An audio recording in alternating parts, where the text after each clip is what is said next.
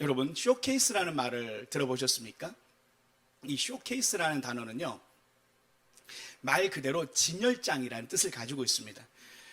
이 쇼케이스라는 단어가 일반적으로 사용될 때는 어떤 신인이나 신제품, 그리고 새로운 음반이 나왔을 때 그것을 홍보하거나 소개하기 위해서 갖는 특별한 공연을 말하기도 합니다. 그래서 쇼케이스는 가수의 데뷔전이나 영화의 시사회처럼 미리 선보이는 무대라 할 수 있습니다.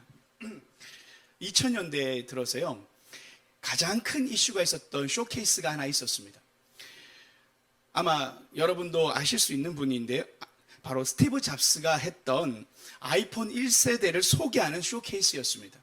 그것을 우리가 키노트 프레젠테이션이라고 하는데요, 약식으로 방금 우리가 말한 맥락에서 보면 하나의 스마트폰을 쇼케이스하는 시간이었는데요, 2007년도 1월에 샌프란시스코에서 첫 아이폰 1세대를 소개했었습니다. 그때 이 스티브 잡스가 이렇게 말했는데요, 가끔씩 모든 것을 바꾸는 혁신적인 제품이 등장합니다. 오늘 그 제품을 소개하고자 합니다 하면서 프레젠테이션을 한 거였어요. 손바닥에 쏙 들어오는 직사각형의 휴대전화가 인터넷도 되고 핸드폰도 되고, 그리고 터치 스크린으로 그 모든 것들을 손쉽게 조작할 수 있는 스마트폰의 시대가 열리는 것을 스티브 잡스가 소개했던 것이죠. 그때 이제 스티브 잡스가 이 아이폰 1세대를 발표하고 난 이후에 애플의 주가가요 40%나 상승했다고 합니다. 이 쇼케이스 한 번 잘하니까 그런 결과가 있었던 거죠.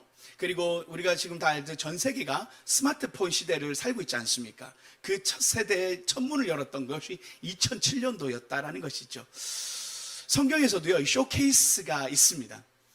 하나님 나라의 쇼케이스가 성경에도 등장하는데요, 하나님께서 하나님 백성들에게 한 사람을 소개하십니다. 그가 바로 다윗이었는데요, 하나님께서는 이 하나님 나라의 무대에 다윗을 소개하고 싶으셨습니다. 그때 하나님이 가장 먼저 이 다윗을 어떻게 소개할 것인가를 고민하시다가 한 시간의 사건을 통하여 다윗을 역사의 한복판에 등장시키는데요, 그것을 우리는 너무나도 잘 알고 있는 다윗과 골리앗의 전투였던 것이죠. 하나님께서는 이 특별한 무대를 통해서 다윗을 세상과 이스라엘 민족에게 소개하고 싶으셨죠. 우리는 성경을 통해서 지금도 다윗과 골리앗이라는 사람의 전투를 생각하면 어린아이에서부터 어른에게까지 다 아는 사건이죠. 마찬가지로 세상 사람들도요, 꼭 예수님을 안 믿어도 다윗과 골리앗의 싸움이라는 그 교훈 속에서 불가능한 어떤 벽에 도전하는 말을 할 때 다윗과 골리앗의 이야기를 하지 않습니까? 하나님께서는 이 다윗이라는 사람을 세상 가운데 등장시켰던 가장 큰 첫 무대가 바로 이 골리앗과의 전투였다라는 것이죠. 하나님의 쇼케이스가 시작되었던 것입니다. 하나님이 특별히 연출한 이 사건을 통해서 오늘 우리가 하나님의 마음을 보고 싶은 거예요. 하나님은 하나님의 사람들을 세상 한복판에 등장시킬 때가 있고, 그러면서 하나님은 하나님의 사람을 세워가시는데, 하나님의 쇼케이스가 우리들의 삶에도 있다라는 것입니다.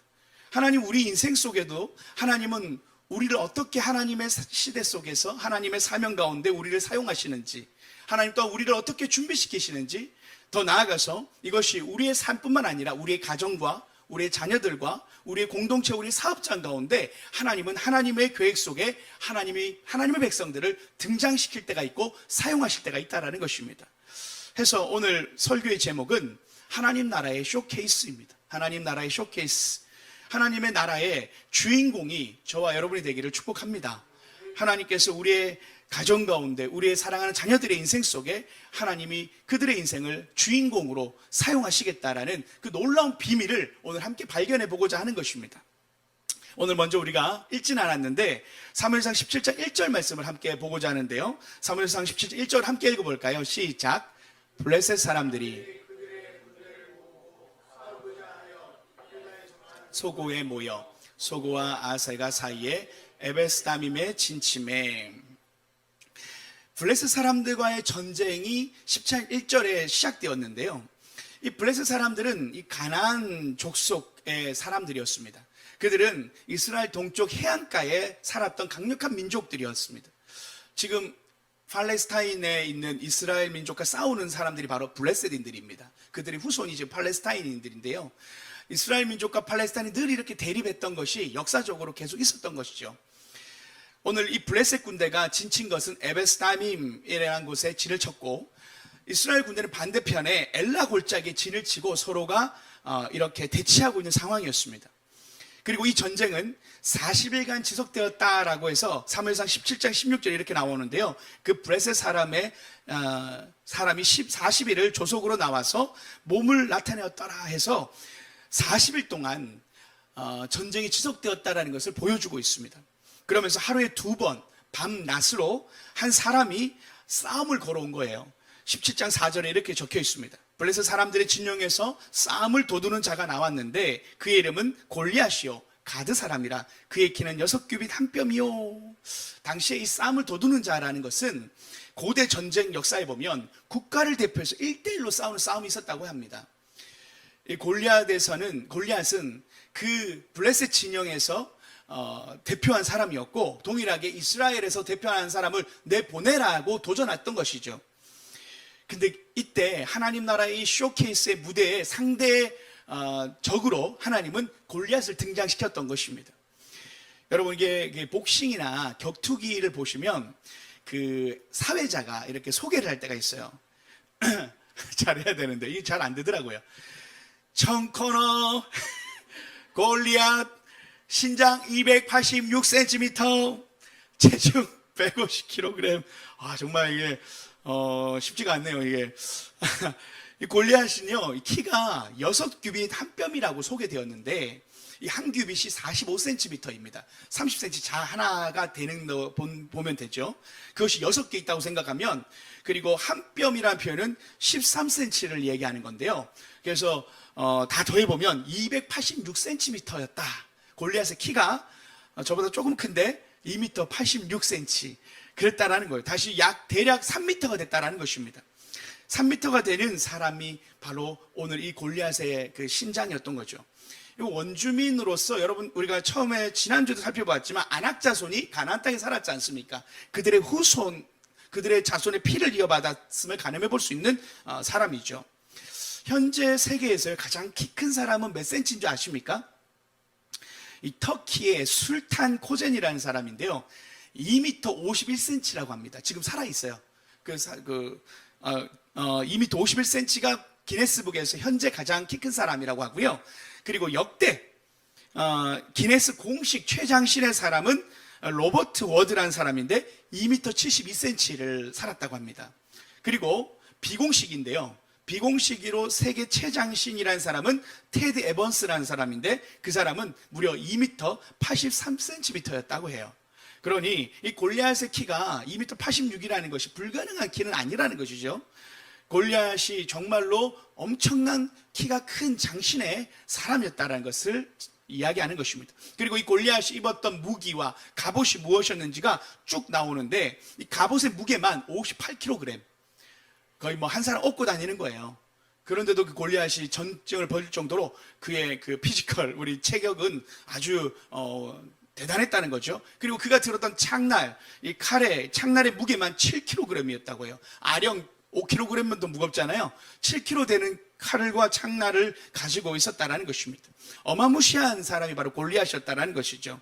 그런 그가 3m가 되는 그가 갑옷을 입고 중무장하고 그러면서 골리앗이 다윗을 향하여, 이스라엘 백성들을 향하여 도전하고 있었다는 것입니다. 그것도 40일 동안이나 아침과 저녁으로 하나님의 백성들을 저주하면서 덤벼보라는 도발을 했던 것이죠.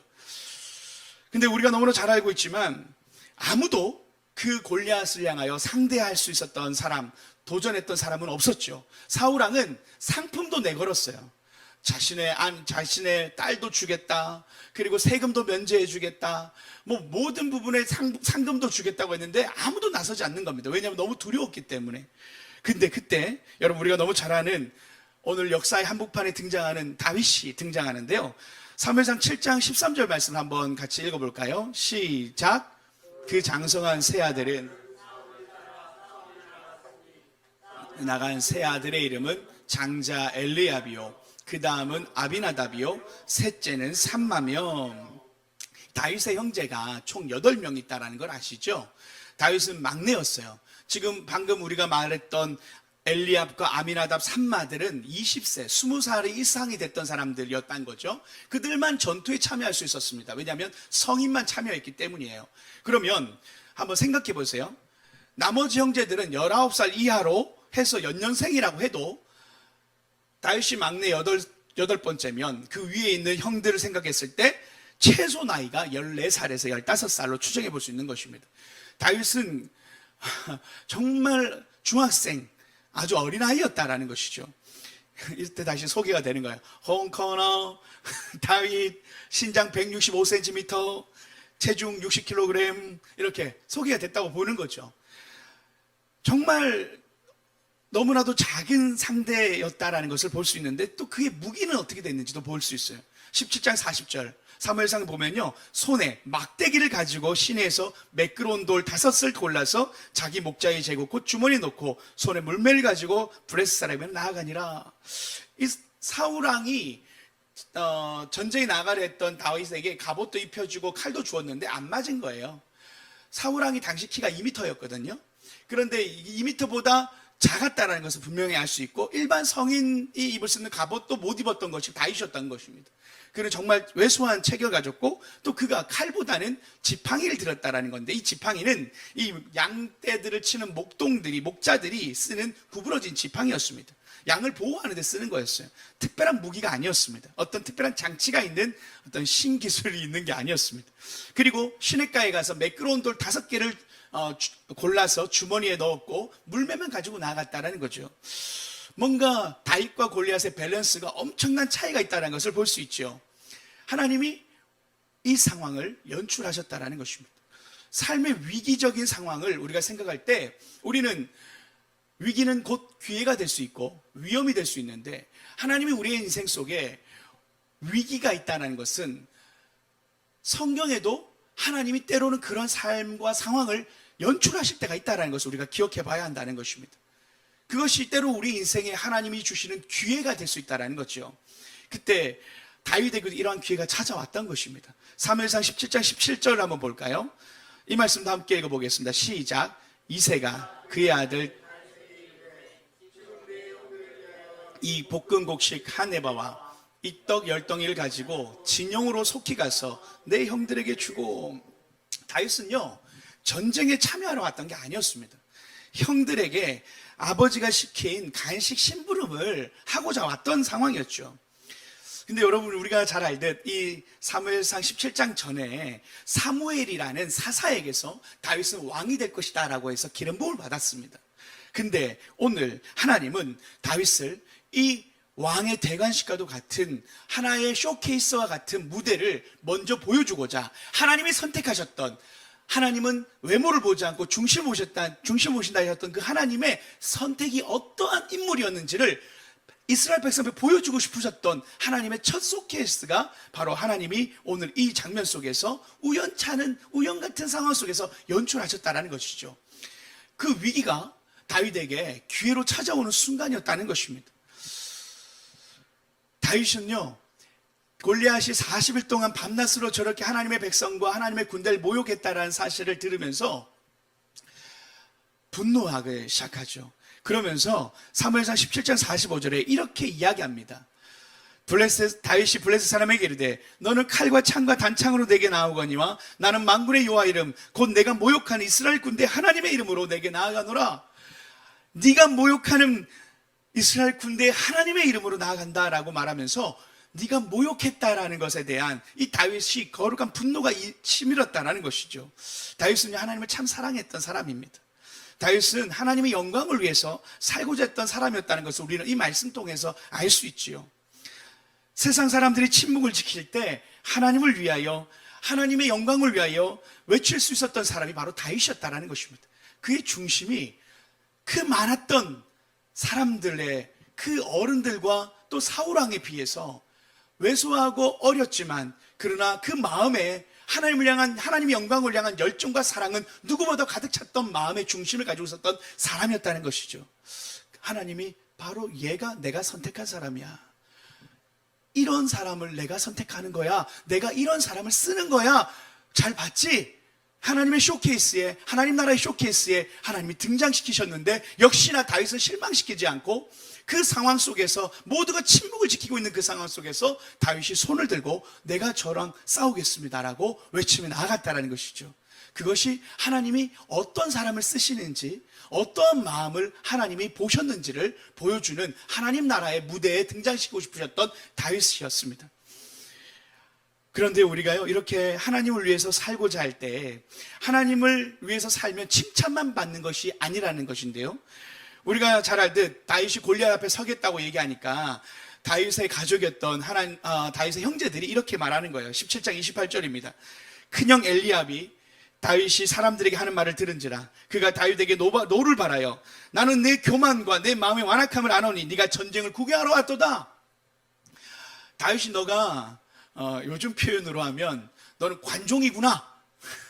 너는 관심을 받고 싶어하는 종사, 이렇게 표현하는데 정말 너는 전쟁을 구경하러 왔다. 이 자리가 어떤 자리인데 하면서 핀잔을 주면서 다윗을 향하여 조용히 있으라. 그냥 양떼나 돌보러 가라 라는 말을 하면서 다윗을 향하여 강하게 그의 그 의지를 반대했던 것이죠. 하나님의 영광을 위해서 살아간다고 했을 때 모두가 지지해 주는 것은 아니라는 것입니다. 하나님의 영광을 위해서 우리가 결단하고 나아가는 길 속에 축복만 있는 것은 아니라는 것이죠. 하나님은 우리의 마음과 중심을 아시지만 특별히 가족, 특별히 우리의 형제, 우리의 이웃은 우리의 그 걸음을 축복하지 않을 수 있다는 것입니다. 그것이 다윗이 하나님의 영광을 걸어가고자 했을 때 처음 직면했던 반대였다는 것이죠. 우리 한소망교회 용호 유임 목사님께서요, 그 예화 가운데 많이 이야기하시는 예화가 하나 있어요. 그것은 당신이 졸업하셨던 거창고등학교의 이야기, 그리고 거창고등학교의 그 10계명을 항상 이야기하시는데요, 오늘 이 10계명이 사실 다윗의 마음과 함께 하나님이 우리에게 어떤 마음으로 살아가야 되는지를 조금 잘 이야기하는 것 같아서 제가 한번 소개해보고자 합니다. 거창고등학교 10계명 첫 번째, 월급이 적은 쪽을 택하라. 인생의 어떤 결단을 하고 나아갈 진로를 생각할 때 이야기인 거죠. 두 번째, 내가 원하는 것이 아니라 나를 필요로 하는 것을 택하라. 세 번째, 승진의 기회가 거의 없는 쪽을 택하라. 네 번째, 모든 것이 갖추어진 것을 피하고 처음부터 시작해야 하는 황무지를 택하라. 다섯 번째, 앞을 다투어 모여드는 곳은 절대 가지 마라. 아무도 가지 않는 곳으로 가라. 여섯 번째, 장래성이 전혀 없다고 생각되는 곳으로 가라. 일곱 번째, 사회적 존경 같은 건 바라볼 수 없는 곳으로 가라. 여덟 번째, 한가운데가 아니라 가장자리로 가라. 아홉 번째, 부모나 아내나 약혼자가 결사 반대하는 곳이면 틀림없다. 의심치 말고 가라. 열 번째, 왕관이 아니라 단두대가 기다리는 곳으로 가라. 인생의 길을 선택할 때 우리가 큰 길이라고 생각했던 길이 좁은 길일 수 있습니다. 그리고 좁은 길이라고 생각했던 그 길이 큰 길이었음을 우리는 여러 인생을 통하여 우리가 깨달을 수 있죠. 다윗은요, 먼저는 계산하지 않았다는 것을 알 수 있습니다. 누구도 가지 않고 누구도 덤벼들지 않았던 그 걸음에 다윗은 오늘 이 10계명처럼 누구도 가지 않는 그 걸음을 걸어갔던 것이죠. 많은 사람들이 망설이고 주저한다고 해서 망설이고 주저하는 것이 꼭 맞는 것은 아니라는 것입니다. 남들이 노할 때, 남들이 또 맞다고 할 때 노할 수 있는 사람, 그것이 잘못된 것은 아니라는 것입니다. 제가 처음에 개척교회 한다고 했을 때, 주보에 나왔을 때 우리 연락이 그날 저녁에 바로 오신 분이 있었어요. 우리 황우영 주사님과 하재석 권사의 가정에서 갑자기 저녁에 연락이 왔어요. 목사님 잠시 좀 뵈시죠. 개척한다는 소리를 들었다라는 거죠. 그래서 저녁에 식사를 하시려고 모양이신가 보다 하고 그 식사의 자리에 갔었습니다. 그런데 이제 이런저런 이야기를 하시다가 목사님, 저희가 개척교회 방석점 대표로 가도 되겠습니까? 라고 하시면서 개척교회 따라 나서시겠다 하시는 거예요. 참 신기하다. 이게 쉬운 길이 아닌데 그 마음을 이야기하시면서, 그리고 지금까지 오늘까지도 계속적으로 그 마음을 가지시고 따라오시는 거 보면서 남들이 가지 않는 곳에 대한 정말 따라 나서시는 모습이 저는 생각이 참 많이 났어요. 이 이야기를 하면서. 그러면서 우리 집사님이 그런 얘기 하시더라고요. 재밌지 않냐, 이 개척의 사역이 재밌지 않냐라는 표현을 하시더라고요.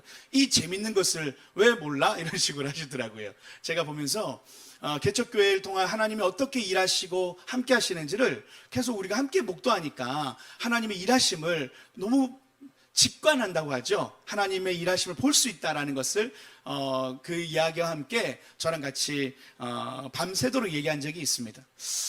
오늘 이렇게 다윗은 하나님 앞에서 사람의 눈치를 보지 않았고 그가 하나님이 주신 마음에만 집중하여서 나아갔다라는 것, 그것이 다윗의 마음이었다라는 것입니다. 그래서 하나님은 그를 하나님 나라의 주인공으로 사용하셨다라는 것이죠. 하나님이 다윗을 사용한 이유가 있다라는 것입니다. 그냥 아무나 사용한 게 아니라는 것입니다. 다윗 안에 있었던 그 하나님을 향한 진정 어린 그 마음과 열정과 사랑을 하나님 영광을 향한 그 마음을 보셨다라는 것이죠. 그러면서요, 또 다른 이유가 하나 더 존재합니다. 다윗을 하나님의 쇼케이스에 등장시킨 또 다른 이유가 하나 더 있는데요, 그가 하나님을 향한 거룩한 분노와 하나님 영광을 위한 하나님을 사랑하는 마음과 함께 우리 17장 37절에도 한번 볼까요? 함께 이 말씀 읽어보겠습니다. 시작. 또 다윗이 이르되 건져내셨은즉 나를 이 블레셋 사람의 손에서도 건져내시리이다. 너와 함께 계시기를 원하노라. 다윗은요, 하나님의 이 도우심을 경험했던 사람이었습니다. 하나님이 어떤 분인지를 알았다라는 것이죠. 당시 소아시아와 이 팔레스타인에 서식했던 곰은요, 페르시아 불곰이라고 하는 종인데요, 이 수컷의 성체의 크기는 2m 70cm, 그리고 무게만 300kg이 넘었던 그 거대한 덩치를 가지고 있는 짐승이었습니다. 다르게 말하면 골리앗과 키가 비슷하다는 거죠. 골리앗과 키가 비슷한 게 바로 그 곰이었어요. 그리고 그의 곰의 발톱이요 10cm나 하는 큰 발톱을 가지고 있었습니다. 다윗은 이 사자와 곰의 위협 속에서 양떼를 지키며 살았던 사람이었습니다. 성경에는 없지만 다윗이 목동의 일을 한다고 생각해 보십시오. 목동의 일을 했던 것을 생각해 보면 다윗은 이 짐승들로부터 양떼를 보호하기 위해서 얼마나 많은 돌을 던졌는지 모를 겁니다. 그 연습을 얼마나 많이 했겠어요. 그것도 가만히 짐승이 딱 서 있는 게 아니라 날렵하고 매서운 육식동물들이었기 때문에 한 번 던져서 명중시켜야 하는 그 중요한 연습을 다윗은 매일마다 했을 거라는 것이죠. 그가 늘 그렇게 연습하던 그 삶이 준비되어지는 그 과정이 있었기 때문에 오늘 이 다윗이 골리앗 앞에 나섰을 때 이런 고백을 했던 것입니다. 곰과 사자의 발톱에서 나를 건져내셨던 하나님, 곰과 사자의 발톱에서 하나님은 나를 승리케 하셨던 하나님, 그 하나님이 나와 함께 하셨음을 다윗은 고백했다라는 것이죠. 다시 말하면 다윗은 늘 그렇게 관역을 향하여 맞추는 연습들을 해왔던 삶을 살았던, 자신의 삶에 최선을 다했던 삶이었다는 것을 우리가 추측해 볼 수 있다는 거죠. 예전에요, UFC 선수였던 김동현 선수가 한 예능 프로그램에 나와서 이런 얘기를 했어요. 자신의 전성기 때 자신이 하도 연습을 많이 하니까, 이 펀치 연습을 많이 하고 이렇게 파이트 연습을 하니까, 스파링을 많이 하다 보니까 갑자기 자신에게 큰 자신감이 생기면서 또 무대를 올라갔는데 이렇게 그 상대 선수를 만났는데 이상한 일이 벌어진 거예요. 뭐냐면 상대 선수의 주먹이요 슬로우 모션으로 보이더라는 거예요. 그러니까 상대방이 살살해 주는가 싶었더라는 거예요. 주먹이 느려 보이니까 상대방이 봐주나 싶을 정도였는데 그가 얼마나 많이 훈련하다 보니까 주먹이요 느리게 보이더라는 겁니다. 그게 그의 전성기 때 그가 하나 에피소드로 얘기했다라는 거예요. 다윗이요, 이 골리앗이 움직이는 게 아주 슬로우 모션으로 보였을 거예요.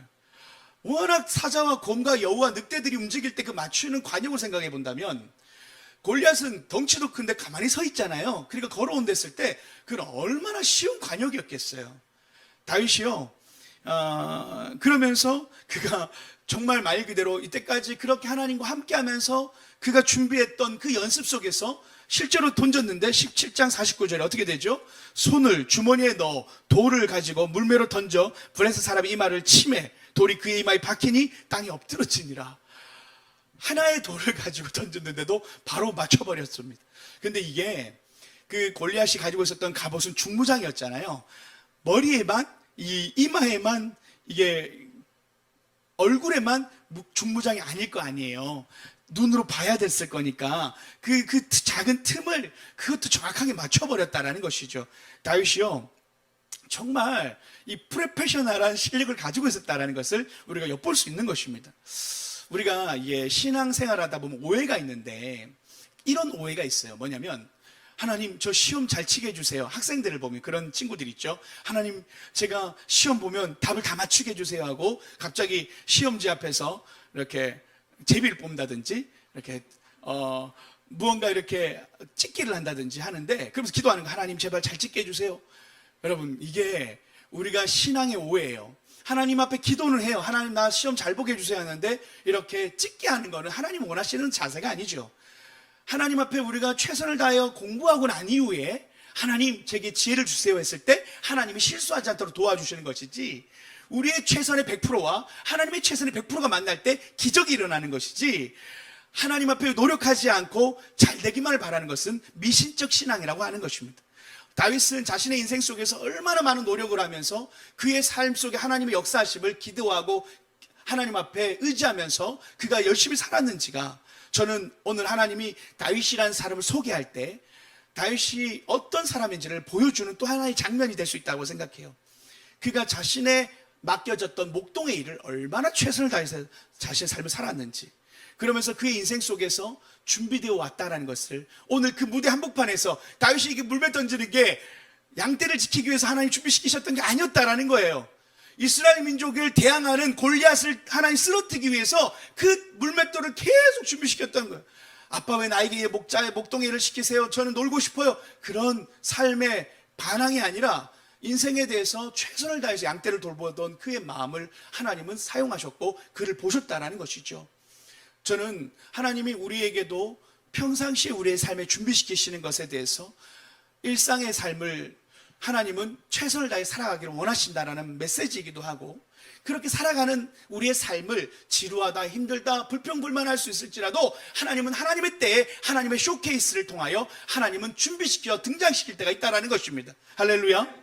비록 우리가 지금은 우리의 삶이 조금 지루할 수 있고 힘들 수 있고 때로는 우리가 하나님 왜 더딥니까? 라고 말할 수 있지만 사랑 우리 자녀들의 인생의 길이 왜 열리지 않습니까? 라고 생각할 때가 있지만 하나님이 무언가를 준비시키시고 그의 인생 속에서 하나님의 나라의 무대에 세울 때가 있다는 것을 하나님 오늘 이 말씀을 통해서 우리에게 가르쳐 주시는 것입니다. 하나님이 우리에게 다윗을 통해서 말씀하시는 중요한 메시지는 그가 최선을 다해서 던졌던 그 돌이 그래도 인간적으로 생각해도 좋은 무기는 아니지 않습니까? 그 돌이 무슨 전쟁에 방패에 딱 막히면 그냥 튕겨 나가버릴 그 돌멩이 아니었겠습니까? 그리고 다윗이 가지고 있었던 그 막대기가 뭐 엄청나게 칼보다 좋은 무기도 아니지 않습니까? 그런데 그가 그렇게 자신의 어떤 실력을 믿었거나 과신했다고 성경은 얘기하지 않습니다. 그는 자신에게 골리앗을 향하여 내가 잘 연습했으니까 이길 수 있겠다라는 그 교만함으로 나간 것이 아니었습니다. 그것이 17장 47절에서 증언하고 있는 바입니다.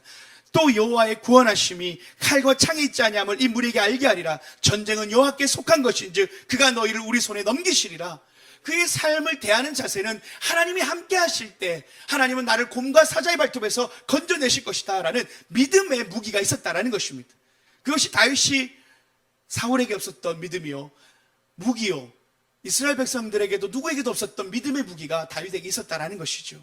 하나님은 우리에게도 하나님 우리의 삶에 우리가 많은 경험을 쌓았고 우리가 아무리 많은 연습을 해도 하나님이 없으면 하나님이 함께하지 않는다면 우리가 아무리 우리의 실력이 있어도 성공할 수 없음을 겸손히 인정하는 것이 중요하다는 것입니다. 다시 말하면 우리가 아무리 부족해도 우리가 아무리 어린아이 같을지라도 하나님이 사용하신다면 우리의 작은 것도 하나님은 들어서 골리앗의 그 놀라운 적을 쓰러뜨릴 수 있도록 큰 무기가 될 수 있도록 우리의 은사와 우리의 모든 자원을 사용할 수 있다는 것이죠. 오병의 기적, 작은 아이의 그 도시락 하나가 5,000명을 먹였던 것처럼 하나님은 우리의 작은 헌신도 하나님께 드려지고 하나님 사용해 주십시오. 하나님만 의지하고 나갈 때 기적을 베풀어 주실 수 있는 분이 바로 우리 하나님이라는 사실을 하나님 말씀하고 있다는 사실입니다. 이번 주에요. 저희 딸이 저기 지금 자판기에서 뭐 뽑고 있네요. 저희 딸이 춤을 추는데 공연이 있었습니다. 이번 주에 행복센터에서 그 공연이 있었는데 댄스 학원의 9주년 기념 공연이 있었는데 한 1년마다 매번 하나 봐요. 그 공연을 준비하는데 1년 동안 연습했던 것을 부모님들에게나 친구들에게 보여주는 그런 댄스 공연이었어요. 그래서 저희 딸이 한 9곡에서 10곡 정도를 연습을 했더라고요. 그걸 보여준 거예요. 한 2시간 동안을 이렇게 하는데, 그것을 보면서 제가 참 많은 생각을 했어요. 춤을 추는 친구들이 참 많구나. 한 140명 정도인가 아이들이 춤을 추는 거예요. 한 번에 다 나와서. 그런데 춤을 너무 잘 추는 거예요, 애들이. 그리고 정말 조그만 애들이 정말 잘 추는 애들이 있는 거예요. 그러면서 야, 우리 딸이 이 댄스의 이 춤의 세계에서 생존할 수 있을까? 잘 살아남을 수 있을까? 부모로서 염려가 되는 거예요. 처음에도 이 댄스의 이 댄서가 되겠다고 했을 때, 춤을 춘다고 했을 때 왜 부모가 염려가 되지 않겠어요? 공부를 좀 잘해서 좋은 직장 들어 좀 편하게 좀 이렇게 훌륭한 인물이 되길 바라는 게 부모의 마음 아니겠습니까? 그런데 부모의 역할은 우리가 원하는 것을 이야기하는 것이 아니라 자녀들이 잘하는 것을 찾아주는 것이 부모의 역할 아니겠습니까? 자녀들이 좋아하는 게 무엇인지, 그리고 그 은사와 적성이 있는지를 찾아주는 게 부모의 역할 아니겠습니까? 그래서 제가 공연이 끝나고 난 뒤에 우리 딸에게 이렇게 얘기했어요. 춤추는 친구들은 참 많다. 그래서 딸에게 제가 늘 후원자와 아빠는 최고의 너의 서포터다 이렇게 표현하면서 항상 관람편과 함께 조언들을 해주려고 노력을 해요. 그러면서 다 끝나고 난 뒤에 오늘 있었던 공연과 어떤 게 그 약간의 도움을 주고자 해서 제가 그런 얘기를 해주고 싶은 거예요. 우리 딸도 아마 그런 생각을 했을 텐데, 자기가 학교에서는 춤도 잘 추고 했는데 많은 사람들이 알아봐 줬는데 막상 사람 모이는 곳에, 연습하는 곳에 가보니까 자기가 너무 왜소하다라는 거죠. 그러면서 저도 제가 봐도 잘 추는 애들이 너무 많으니까 주눅 들었겠다는 생각이 들더라고요. 그러면서 제가 계속 생각했던 건 근데 그거였어요. 저희 딸이 현재 중2인데 너가 고3 때까지 열심히 춤만 추면 크게 무리는 없을 것 같다. 중요한 건 꾸준히 하고자 하는 그 마음인데, 너가 정말 춤을 좋아하냐? 그러면 계속 할 수 있을 것 같다. 그래서 제가 꾸준히 할 수 있는 사람이 승자다라고 얘기해 줬어요. 중요한 건 정말 자신이 그 일을 좋아하고 하고자 하는 마음들이 있는 게 중요하겠죠. 그러면서 제가요, 저희 딸에게 이렇게 공연 말고 대회가 있을 때가 있어요. 그럼 대회가 있을 때가 있으면 제가 안수 기도를 해줘요. 딱 무릎을 꿇어라 하면서 제가 우리 딸과 가족들이 함께 기도를 해줍니다. 그러면서 축복 기도를 해줘요. 하나님, 우리 딸이 대회 나가서 하나님 최선을 다해서 좋은 성과를 내게 해주세요. 실수하지 않게 해주세요 하면서 축복 기도를 해주면서 제가 딸에게 그런 얘기를 해요. 하나님이 너를 도와주실 거야. 너가 최선을 다한 만큼 하나님 도와주실 거야 라고 기도해 주는 겁니다. 그러면서 제가 그렇게 생각하는 거죠. 하나님을 위해서 춤을 추는 다윗처럼, 춤을 췄던 다윗처럼 하나님 나라에 그렇게 하나님에서 춤을 추며 영광을 올려드리는 하나님의 사람 되거라 라는 마음으로 제가 늘 격려해 줍니다.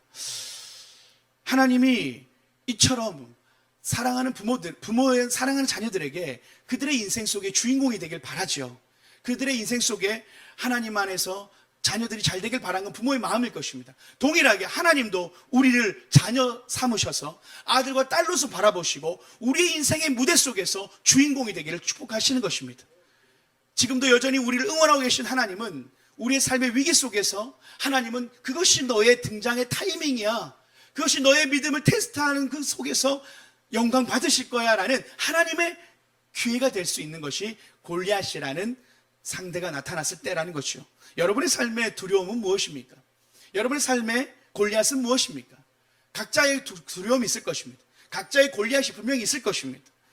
하나님이 오늘 우리에게 이 말씀을 주시면서 우리에게 인생을 만났을 때 그 골리앗은 하나님을 잘 믿었던 다윗에게도 골리앗이 있었다라는 것과 하나님의 백성 앞에 섰던 것은 골리앗이라는 위기 앞에서 위기는 있다라는 것입니다. 위기를 어떻게 대응하느냐가 중요한 믿음의 사람의 방법이고 삶을 대한 자세라는 것을 하나님 오늘 우리에게 가르쳐주고 싶으신 것이죠.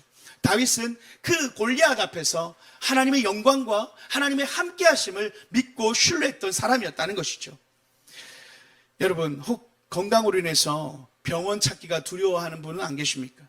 큰 병이 아닐까 생각하면서 병원에 가지도 못하고 밤이면 밤잠을 설치신 분은 안 계십니까? 회사나 가정의 경제 상황은 나빠지고 그렇게 위태함 속에서 불안과 염려, 걱정과 좌절 속에서 하루하루를 보내고 계신 분은 안 계십니까? 자녀들로 인해서 염려하는 분은 안 계십니까? 건강으로 인해서 관계의 깨어짐으로 인해서 우리의 삶에 골리앗을 맞닥뜨린 분은 안 계십니까? 골리앗을 맞닥뜨렸을 때 두려움과 무기력함 속에서 이스라엘 백성처럼 사울왕처럼 아무것도 하지 못하고 있는 분은 안 계십니까? 오늘 하나님 우리에게 말씀하십니다. 다윗처럼 하나님 안에서 하나님의 영광을 위하여 살아가는 삶을 도전하십니다. 두렵고 염려가 될지라도 그 길이 하나님의 길이고 하나님이 지지하시는 길이라면 걸어가라 말씀하시는 것입니다. 두려워하지 말고 걸어가라 말씀하시는 것입니다. 동일하게 우리의 삶에 염려가 있으십니까? 내가 너와 함께한다. 내가 너를 지킬 것이다. 내가 곰과 사자의 발톱에서 너를 지켜낼 것이다. 내가 골리앗 앞에서도 너를 지켜낼 것이다. 하나님은 여전히 우리와 하나님 함께 하신다라고 말씀하시는 그 하나님의 말씀으로 골리앗 앞을 담대히 나아가고 승리하기를 하나님 우리에게 격려하고 있다는 사실입니다. 힘내라, 화이팅이다.